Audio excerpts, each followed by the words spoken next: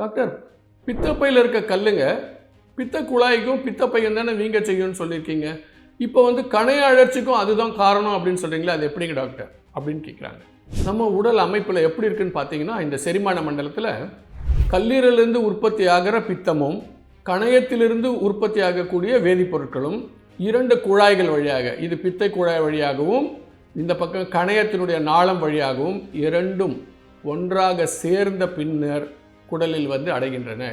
So the file duct and the pancreatic duct have a common ending into the duodenum அப்படின்னு சொல்கிறோம். அப்போது பித்த வழியும் கணைய வழியும் ஒரு இடத்துல சந்திக்கும் போது அங்கே பித்த குழாயில் இறங்கி வரக்கூடிய கற்கள் அடைத்து கொண்டால் கணைய நாளத்தை அவை அடைக்கின்றன. அதனால் கணைய நாளத்திலிருந்து சுரக்கக்கூடிய இந்த வேதிப்பொருட்கள், இந்த செரிமானத்துக்கு உதவக்கூடிய என்சைம்ஸ் குடலிற்கு வெளியேற முடியாமல் உள்ளேயே தேங்குவதால் கணையம் பாதிப்படைகிறது. இதை தான் நம்ம pancreatitis அப்படின்னு நம்ம சொல்கிறோம்.